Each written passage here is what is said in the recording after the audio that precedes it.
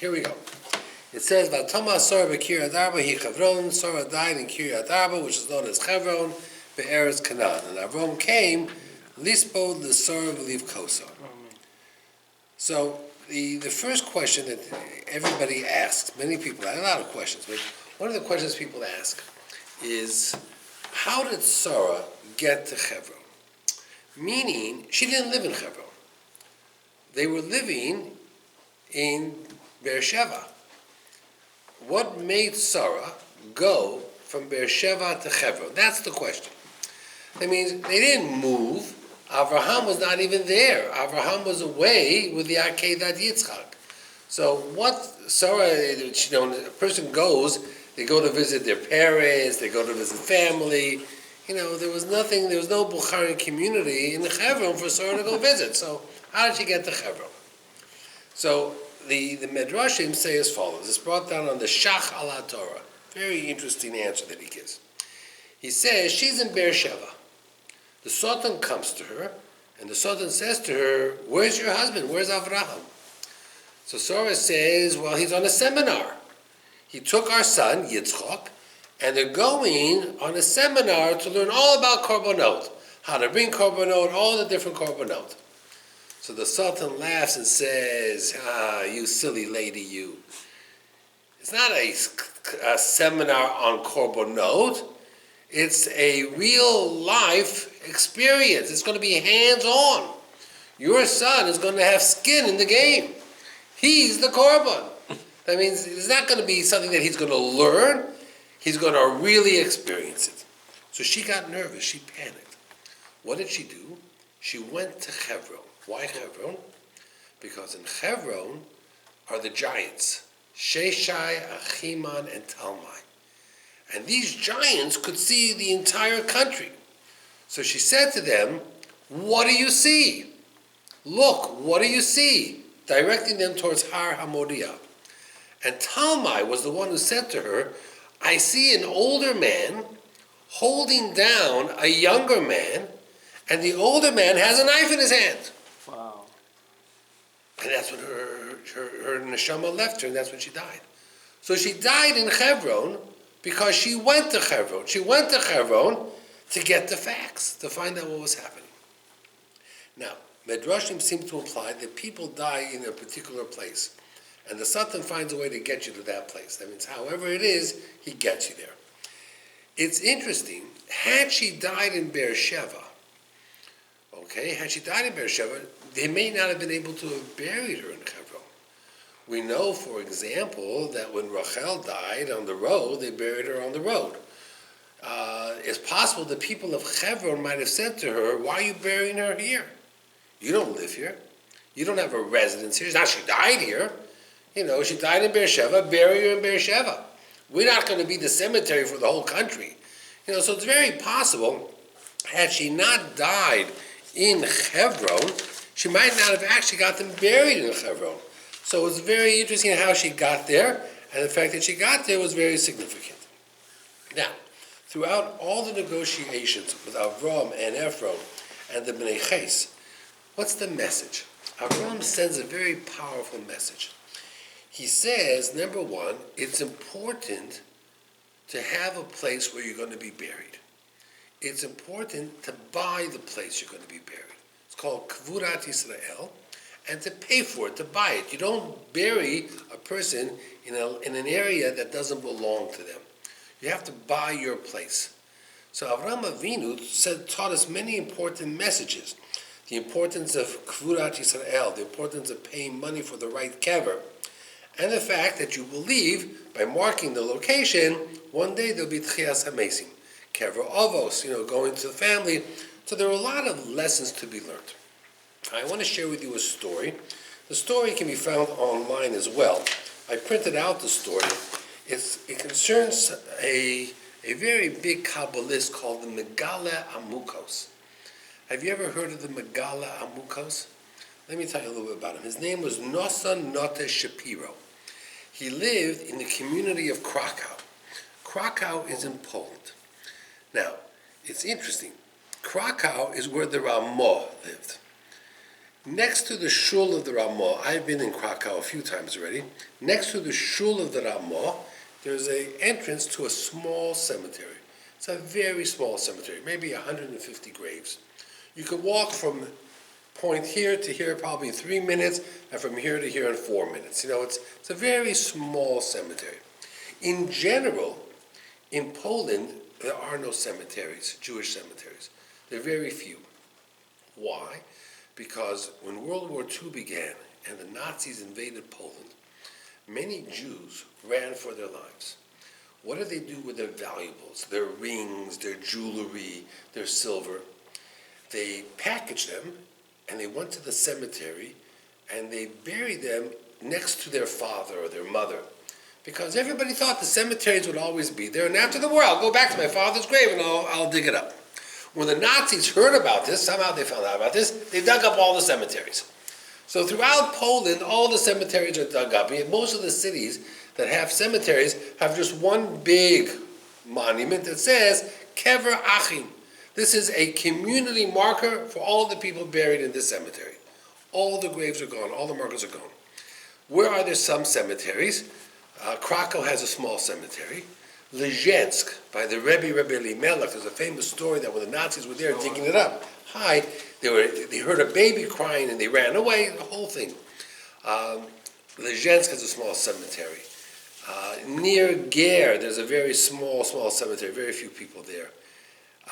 Vilna has 3 cemeteries. I think one was destroyed, but 2 remained, where the Vilna Gaon remained. And Warsaw. Warsaw Cemetery has over 500,000 graves. Somehow the Germans didn't touch Warsaw Cemetery, for whatever the reason. They had the Warsaw Ghetto that caused them enough headache. They didn't touch the cemetery. In the Warsaw Cemetery, the Chemda Shlomo is buried, the Briskerov is buried, the Netziv is buried, Modritzer Rebbe is buried, many Hasidic Rebbes are buried, very famous people are buried in the Warsaw Cemetery, but you really have to know what you're doing. I was there, and I have a map of it. Very difficult to find things. You really have to know. You can get lost so quickly because it's so big, 500,000. It's enormous. It's like 10 football fields. It's an enormous cemetery. Anyway, the Megala Amukos is buried in Krakow. Give you an idea. He was a Kabbalist on the level of the Ramchal, the Arizal. He died very young. I think he was 48 years old. Many Kabbalists died very, very young. They say that on the small letter Aleph in the word Vayikra, he had 1,000 different perushim, different insights. Many great people went to what's called a self-imposed galut. They went out into exile. They dressed up like a regular person. They didn't tell anybody who they were, and they went from town to town to experience galut, exile, hoping that this would be a kapara for the Jewish people. The Vilna Gaon did it, the Rebbe Reb Zusha, and all the great Hasidic Rebbes did it. He did it as well. One time he was caught with a band of robbers, and the robbers wanted to kill him. He says, "Why would you want to kill me? I can teach you how to be better at what you do." And he gave him all these tricks. Then a few weeks later, he was caught by the king's patrol, and the band of robbers. They were going to kill everybody. So he says to the king, "I have a message for the king." The king says, "What's your message?" He says, "You're at risk. Your servants want to kill you." He says, "You're a robber. You're just saying that to get out of it." He says, "No, I'm not a robber. They were my transportation. I was sent here to save your life." He says, "Well, prove it." He says, "Well, tomorrow morning when you serve breakfast, don't eat it. Give it to your animals. Give it to your dog. See what happens." So that's what he did. The next morning he gave the breakfast to the animal. The animal dropped over dead. So he realized that it was true, and therefore he freed the Megala Amukos. He did all these miracles. He was a Baal Mofes. He was a tremendous power in this universe. His name again? What? His name is Noson Note Shapiro. His Yortzeit is the 13th day of Av. So here's the story. Listen to this story. It's an amazing story. It's a really wild story. There was a young guy, let's say a guy in his 30s, who comes to the head of the Chevra Kadisha, of the burial society in Krakow, and he says, "I want to be buried right next to the Megala Amukos." Now, I happen to have a picture of the Megala Amukos grave, and my picture shows the two tombstones next to them. So but it's not, I would have brought it in, but it's not very clear. It's from a little bit of a distance. You can see Megala Mukos. I wasn't that focused on the writing of it. I should have. If I go back, I'll take a better picture. So the head of the Chevra Kadisha said to him, what are you talking about? You want to be buried next to the Megala Mukos? Who are you? Are you a Rosh Yeshiva? Are you the president of a country? I mean, that's a very valuable place. I want to be buried next to Rabbi Yosef. I want to be buried next to Rabbi Moshe Feinstein. They don't sell those graves. So the guy says, I will pay you 500,000 rubles, like a tremendous price. So the head of the Chevra Kadisha said to the guy, get out of here, forget about it. Guy comes back the next day. By this time already, the head of the Chevra Kadisha thought of 25 different ways to spend 500,000 rubles. That's a lot of money. So he said to himself, he says, you know what? I'm going to take his money.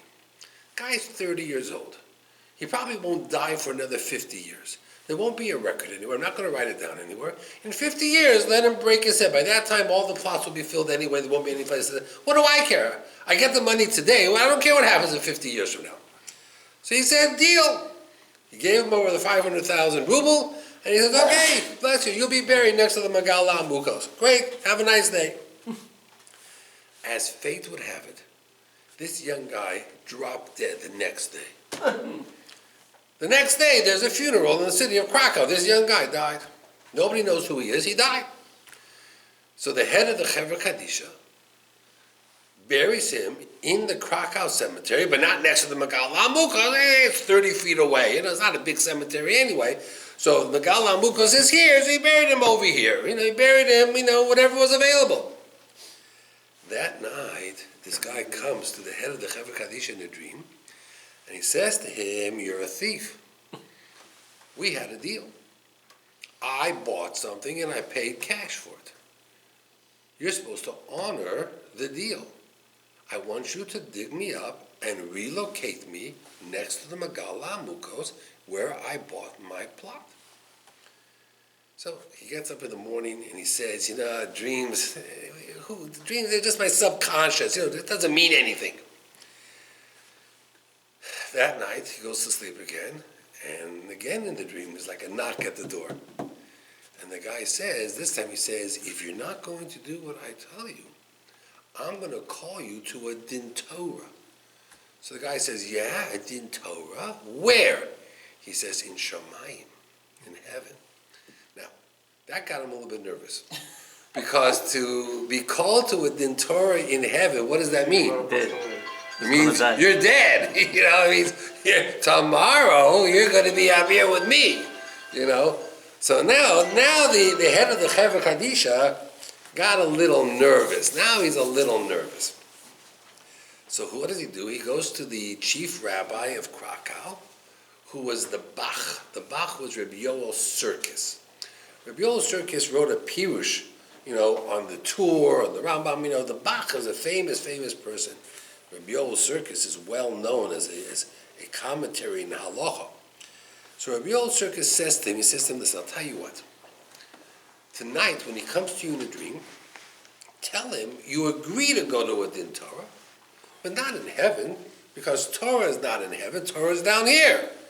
You're going to come to me. I'm the rabbi of Krakow, we're going to come here. So that's what he said to him. And the voice that he had in his dream said, I agree, no problem. The next day, they set up a curtain. The Bach says the din Torah is now in session. And are you there? And there's a voice from the other side of the curtain that says, I'm here. So he says, what is your complaint? What do you want? So he says, I bought the plot next to the Megala Mukos. I paid for it. I want my contract to be honored. It's a simple deal. I paid for it. It's mine. I want to be buried there. He asked the Chevra Kadisha, what's your position? He says, true, we sold it to him. I was thinking that, over the years he'd become a great person. I don't even know his name. I don't know who he is. I'm not going to bury anybody next to the Megala Mukos.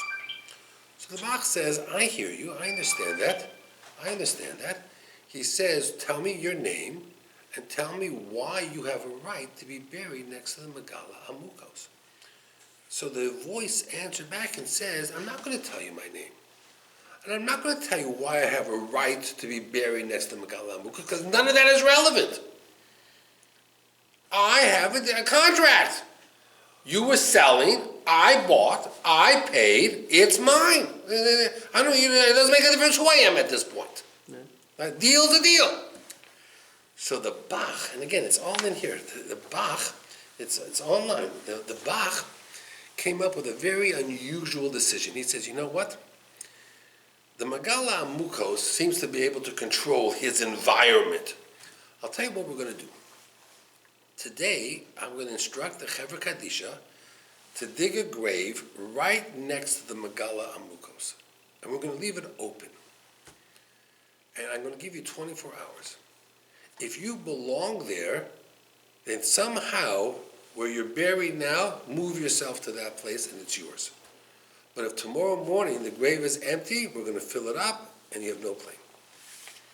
They dug the grave. The next morning they went to the cemetery. The grave was full, covered over, and the grave that he had been dug in was now open and empty. Wow. So the Bach put a tombstone on this grave. Listen to what the tombstone says on the tombstone. It has the letters Pei Nun, which stands for Po Nichbar, here is buried. Ploni ben Ploni, so-and-so, the son of so-and-so. They never knew his name. Eini Yodea Mihu, we have no idea who he is. Avol Yagid Olav Reo, but his next door neighbor can tell you a lot about him because he arranged for him to come next to him. And that's what's there in this Krakow cemetery next to the Megala Amukos. There's that tombstone. And this, what? Till they don't know. All they know is that the grave was open and he moved in. And when he moved in, that's what happened.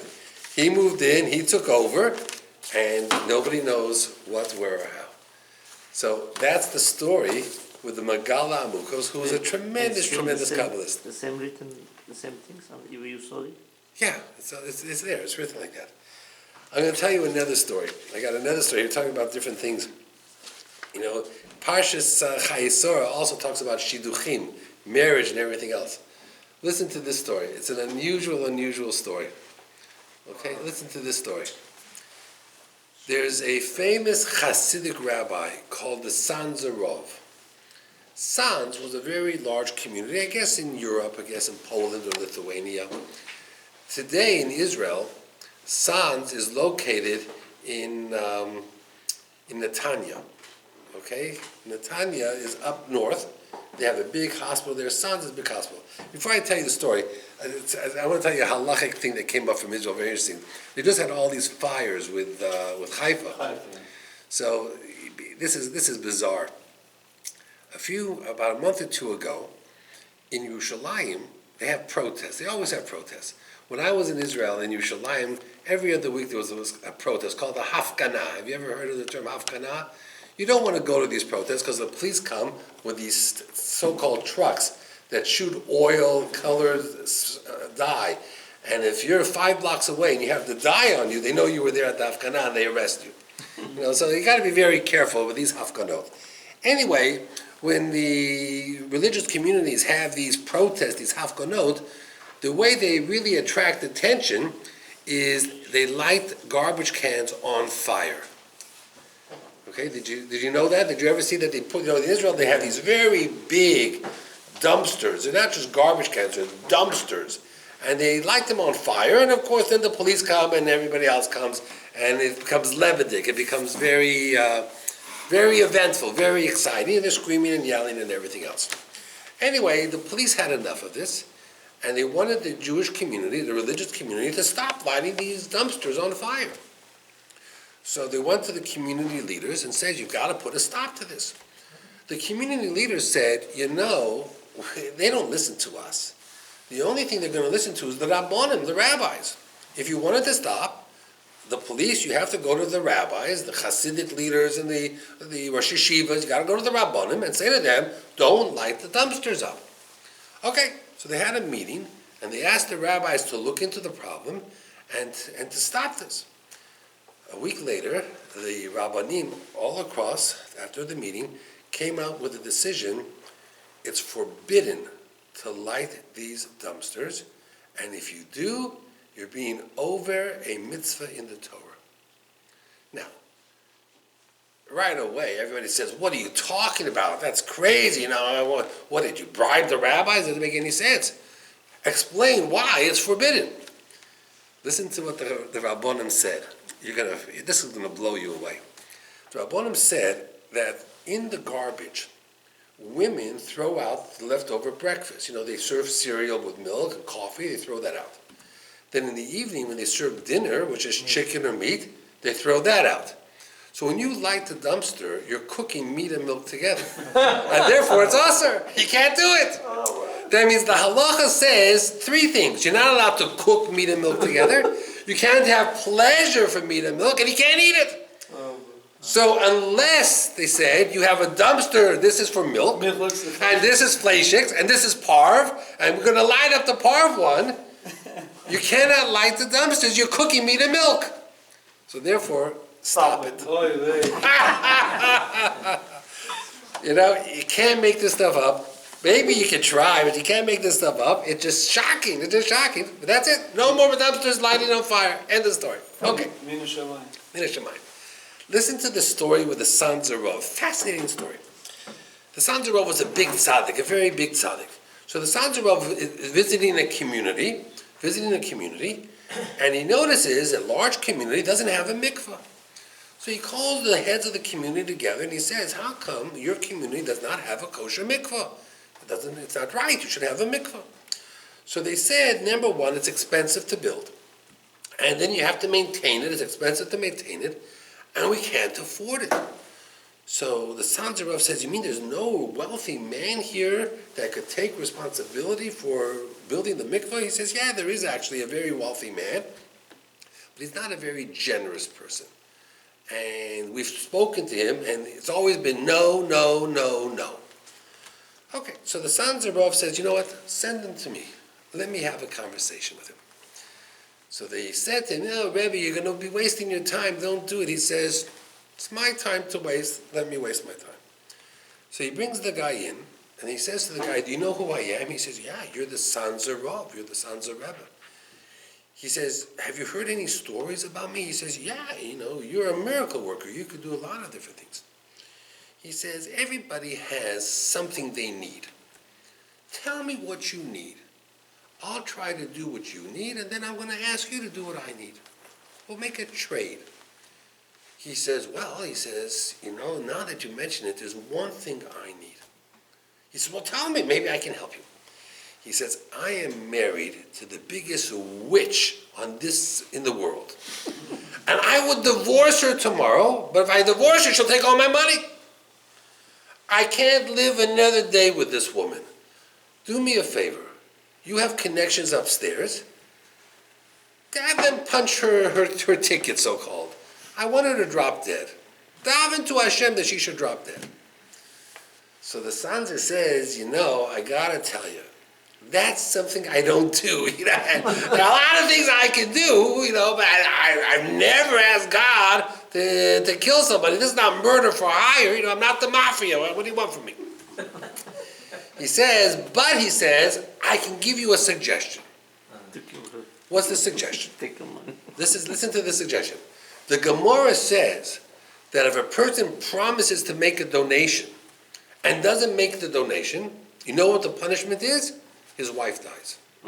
That the family is affected. If the wife of the family or the husband, the wife dies. So I'll tell you what you're going to do. Tomorrow is Thursday. Tomorrow in Shul, get an aliyah to the Torah. When you get an aliyah, they'll make a mishaberach for you. Promise that you're going to donate a new mikveh to the town. On Friday, when they come to collect the check, say, I changed my mind, I'm not paying. And after that, let Hashem do what Hashem does, and you'll be free. He says, wow, that's such a great idea. The next day he gets an aliyah and he says, I'm going to donate a new mikveh. And everyone says, whoa, yay. The sons of Rabbi was on it. And when they come to him on Friday, he says, you know what, guys, I changed my mind. They're not going to give you any money. Okay. 2 weeks later, The guy comes back to the Sanzarov. And the Sanzarov says, so how are things going? He says, Rabbi, it's gotten worse. He says, worse? He says, my wife's an ox. She's so strong, she'll live forever. This woman is so strong. She doesn't get a cold, she doesn't get a flu, nothing. Rabbi, it's not working. So the Sanzarov says, okay, tell me a little bit. When you come home, what happens? He says, when I come home, first of all, the house is a mess. So I start screaming at her, you lazy person, how come you can't clean up the house? And of course, all my servants are listening. And then I want supper, and supper's not ready. And from the moment I walk in to the moment I leave the next day, all I do is scream at her and yell at her and scream at her and yell at her. So he says, that's the problem. When you embarrass a person, it's like you killed them. So she's dying every day you come home. It's like giving her poison and then giving her the antidote. So of course she's not dying. You embarrass her, it's like dying. So you're killing her, so of course it's not working. This is what you got to do. When you go home today, be sweet and kind. Buy her flowers, buy her jewelry, buy her clothes. Dinner's not ready, no problem. Take her out to a fancy restaurant. Treat her like a princess, like a queen. And then you'll see what happens. He said, okay, I'm going to do that. That's a good idea. Comes back 2 weeks later. He says, Rabbi, you got to help me. He says, what's the problem now? She says, my wife, she's sick. She's in the hospital. That's great. That's fantastic. It's working. He says, no. Now that I treat her so nice, she treats me back so nice. That's the woman I wanted to marry. I was so happy with her now. Now she's great. Now everything is perfect. I don't want her to die. What should I do? He said, there's only one thing you can do. Take out your checkbook and pay for a new mikvah. And he paid for a new mikvah. So the Sanzarov got the town a new mikvah, and he cured this man of his shalom bayis problems. I mean, that's a great story. 2 in 1. 2 in 1. You know, that's a great story. I'm not sure where I heard of Moshe Meir Weiss or someone else. That's a great story. I heard the story. You know, the Sanzarov, the great Sanzarov. There's another story I'm going to share with you. I got to see where I wrote this story up. Maybe I follow what story. What? Maybe I follow what story say. Well, you know, I hope that it's the part of building a mikvah. That would be very, very nice. You know, Really, we don't have a mikvah in this area. you got to first find a way to build a sukkah in this area more than anything else. Let alone a mikvah. Okay, let me share with you another story. Then I'll get it. I'm not sure. Both are very important. This week was the yortzeit of Gedalia Moshe of Zvil. Okay, let me tell you who that is. I try to explain to you who these people are. Zvil was a community also in Poland probably, or in Lithuania. Gedalia Moshe was a big tzaddik. He died very young. He was a big tzaddik. When I was learning in Beis HaTalmud in Israel, it was right next door to the Mir Yeshiva. That building belonged to Zvil. I think now it belongs to Mir. Mir bought it because Zvil built a brand new building. But I was in the building of Zvil. It was a small Hasidic group, and we rented space in the building of Zvil. Reb Gedalia Moshe, he was there during the War of 1948. He had just come from Europe, from Russia. He was there in 1948. And it was very hard for him. There were all the bombings, and there was smoke, and he had asthma, and he had no medicine. And eventually he died shortly after. When he died, they couldn't bury at Har HaZeisim, because Har HaZeisim was in the Jordanian hands. Har HaMenuchos really didn't exist. So believe it or not, there was a small cemetery right next to the Knesset. And he was buried there. Now I've been there. I've gone to his grave. He wrote that he used to advocate, he used to fight on behalf of Jews. And he says, whoever comes to my grave on Monday, Thursday, and then Monday, 3 times, whatever you daven for, I will fight in heaven like I fought for you on earth, and I'll get Hashem to agree. And then he says, if you ask for something and it happens, write a note and put it on this board. And there's a big board near his grave, and you have all these notes on there of people who asked for things that came true. So when I went to Israel, not last year, but the year before, my wife and I went on Thursday, and it was not easy to get to. We had to take a bus to near the Knesset, and everybody's going to the Knesset, and we're walking around the Knesset, following a little map, and we found this little cemetery right next to the Knesset where he's buried. What city? In Yerushalayim, in Jerusalem. Oh, Okay? That's Gedalia Moshe of Zvil. Place name Knesset or how? It's right. It's a cemetery right next to the Knesset in Jerusalem. how are we gonna get this place? We should, Well, if I show you on a map, I can show you where it is. What's his Right? name? What? What was his name? Gedalia Moshe of Zvil. Zvil was a Zvil Hasidim. Now, let me just show you a story that they have about how great he was. You know, as I mentioned to you, he had a very difficult life. He was sick for a long time. He died young. When he was in Russia, he was arrested, and he was sent to Siberia, and he spent like 15 years in Siberia. When it came to the end, when they were going to release him from Siberia, so the guards brought him in, and the guard said, we're going to send you out, you're free. Here are your things, your personal items. You have to sign over here that you received your little package. Of course, the way the guards operate, it was Shabbat, it was Shabbos that they brought him in. So he said to the guards, my whole life, I was never Mechalel Shabbat. Never once was I Mechalel Shabbat. 15 years in Siberia. I'm not going to be Mechalel Shabbat now. So they said to him, if you're not going to be Mechalel Shabbat, if you're not going to sign, you're going to go for another 10 years in Siberia. So he says, okay, I'll go for another 10 years in Siberia. Next to him was another man who's also supposed to be set free, not as religious as him. So he said so the guard said to the other guy, okay, here are your things, sign over here. And he Now, said his paper. The guy is right next to Gedalia Moshe of Zvil, so he's uncomfortable. Had he been by himself, he might have signed. But when he's right there, he says, if the rabbi's not going to sign, I'm not going to sign either.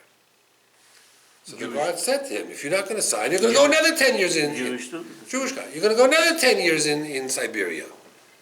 So the guy says, okay, so I'll go another 10 years in Siberia. Gedalia Moshe, the Rebbe, turned to this guy and said to the guy, what are you doing?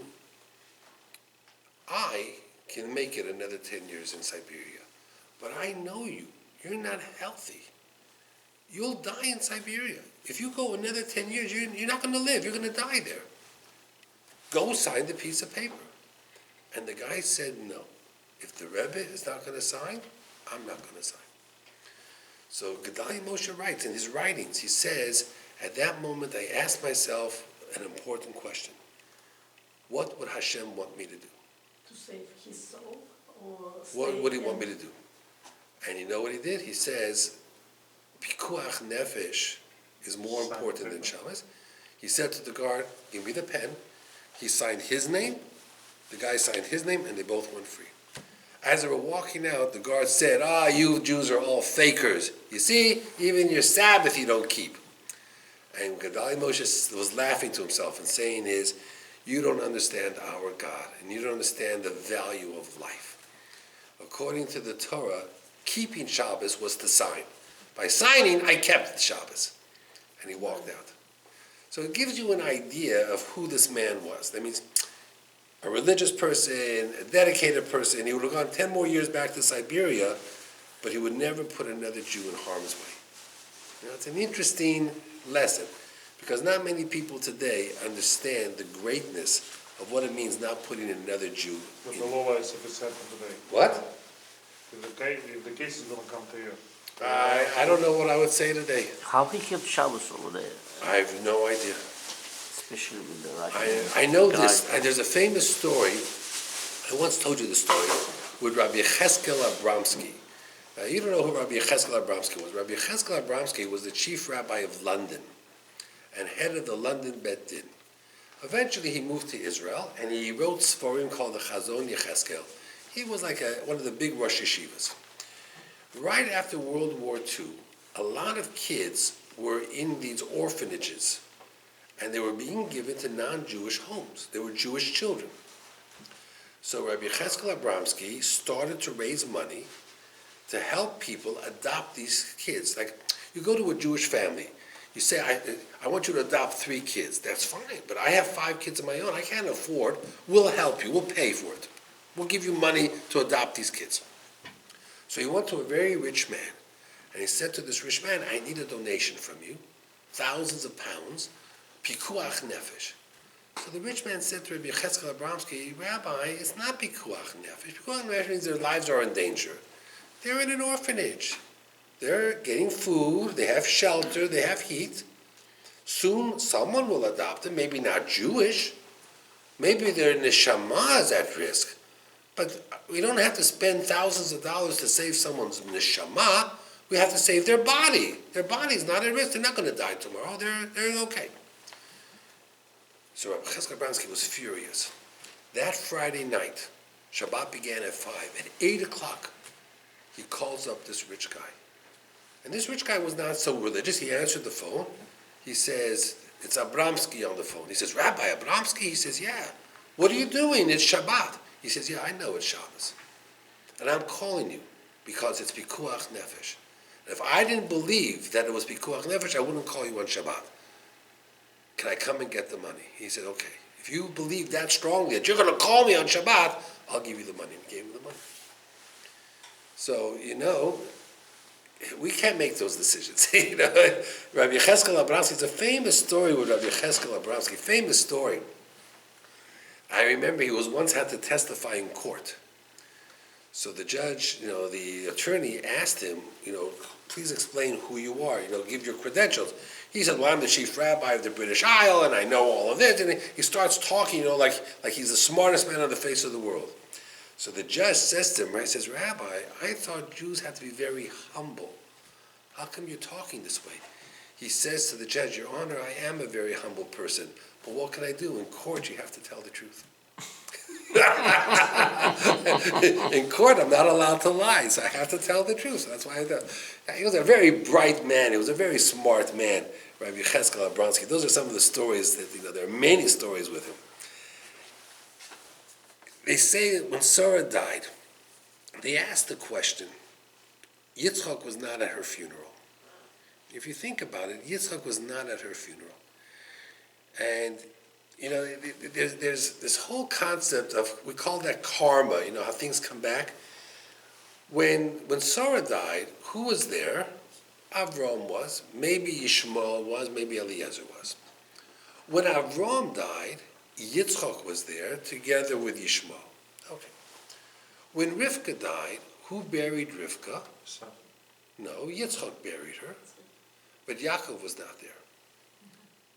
When Yitzchak died, who buried Yitzchak? Yaakov. Yaakov wasn't there, and Esau wasn't interested. So he was alone also in some ways.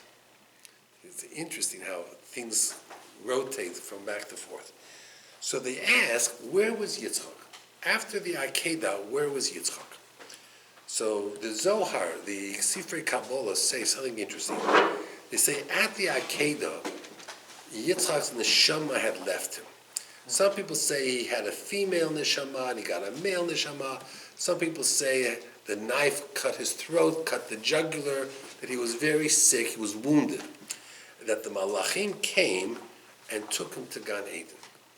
And for the next 3 years, he was in Gan Eden healing Yitzchak. That's what they say. Till 40. Till he turned 40. Then Avram looked for a wife. So it's interesting. If Yitzchak was in Gan Eden, then I understand why he was not at his mother's funeral. Because his mother, in his eyes, hadn't died yet, because she was in Gan Eden with him. It's a good chance it was his mother that took care of him those 3 years in Gan Eden. Wow. So it's very interesting when you think about the Akedah and about Yitzchak. Avram Avinu had a different attitude of life and death. After the Akedah, he realized that not everything in this world, next week I'm going to go into more detail, he realized there's more to this world than living. There's an Olam Haba, there's a next world. Sarah was an older person, Sarah lived a full life, she was very accomplished. So he didn't cry for her loss, because like Shlomo Melech says, sometimes I'm happier for the dead people than the people who are living. So we're going to see that Avram's whole approach to life was very different after the Akedah, especially his experience on Har HaMoriah. The Akedah at Yitzchak was where the Beit HaMikdash was going to be built. All tefillot go there. We think when we daven, our tefillah goes straight up to Shemayim. Not really. They fly across the ocean, they go to Yerushalayim, they go to the Beit HaMikdash, and they go up to Shemayim that way. There's another doorway to Shemayim, Chevron. The word Chevron means the chaber, is connection. So Chevron is another chibur, another connection between heaven and earth. But, to Avraham, after the Akedah, life had a whole different meaning to him. It no longer, it wasn't what he thought beforehand.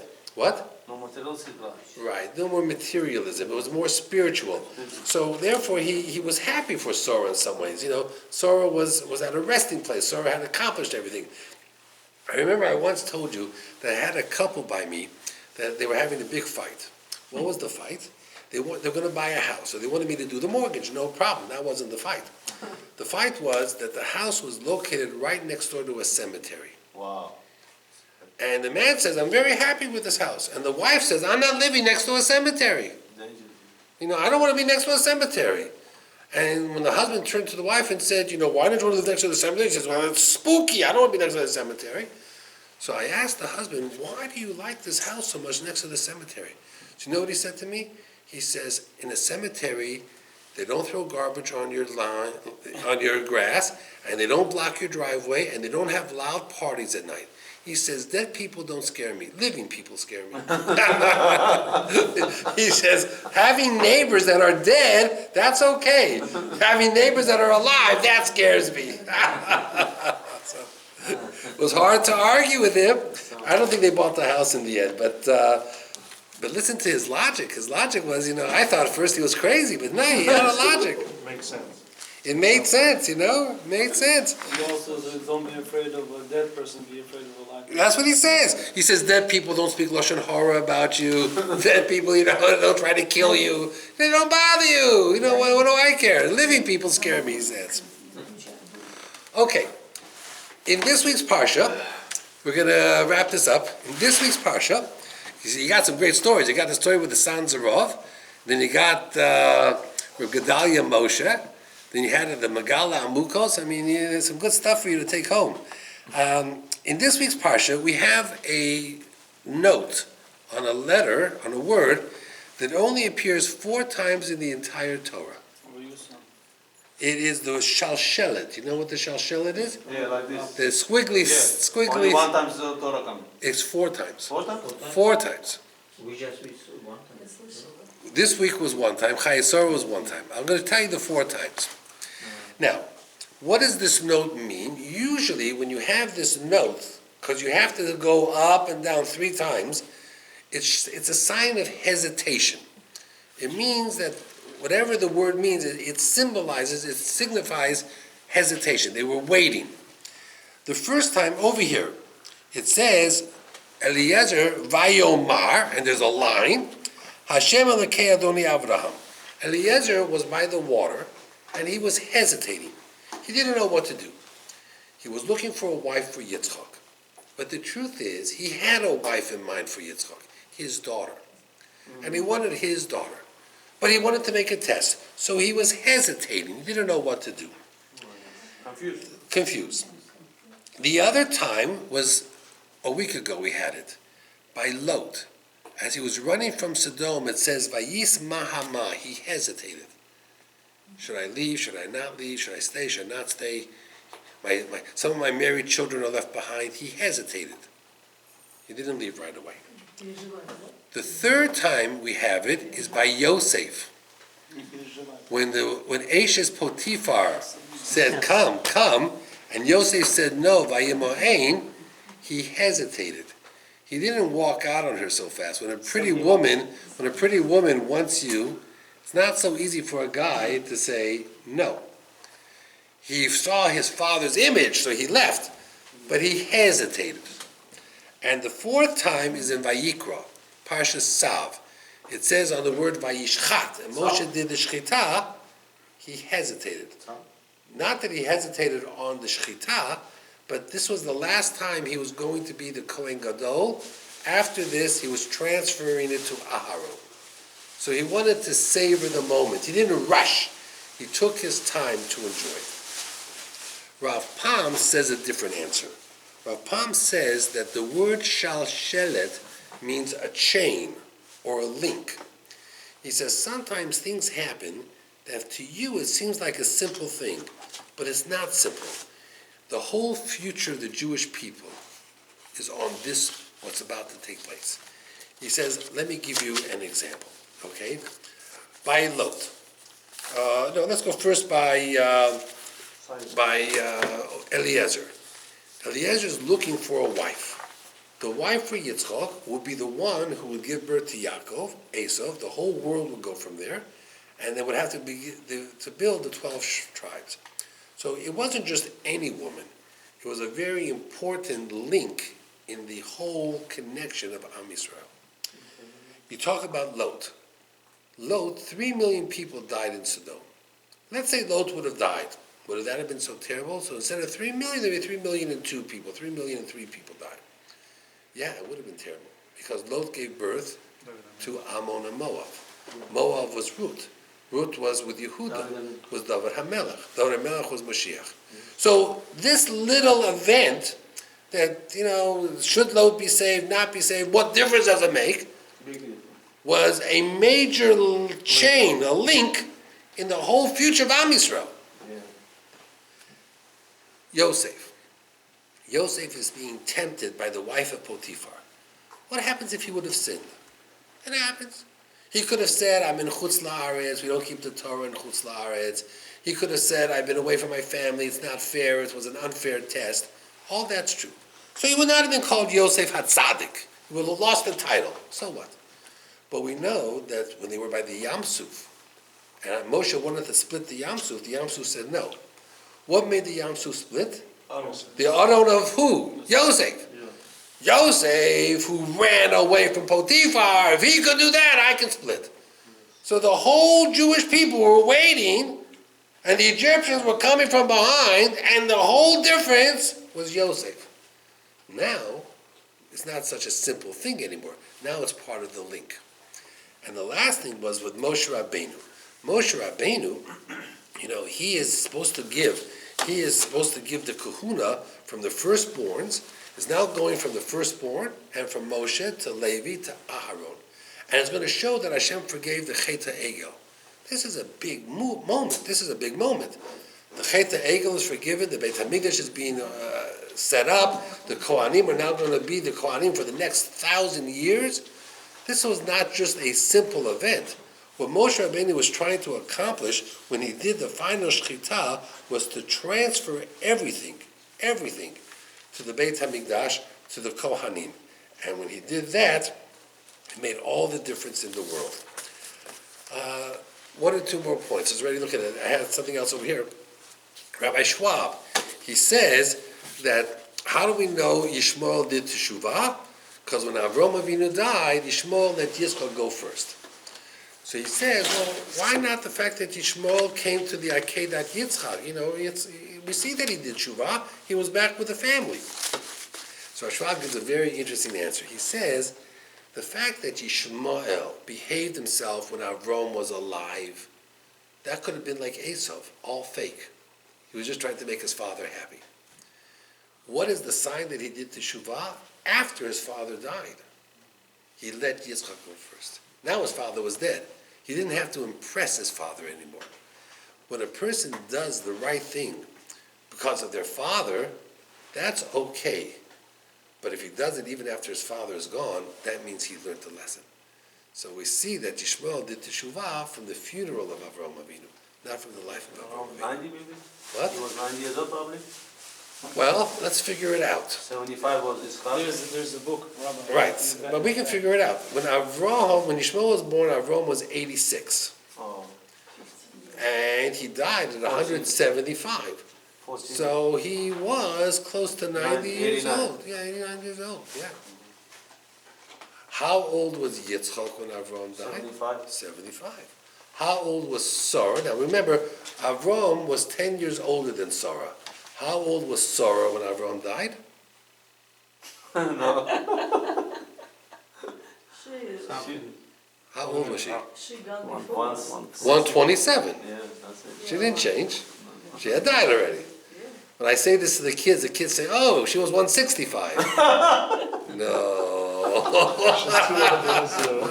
How do you say, how you ask the question? Avraham was 10 years older than Sarah. Right? So how old was Sarah when Avram died? Avram died at 175. How old was Sarah? Still 127, it doesn't change, There's an old joke, you can turn this off for a second, then I'm going to,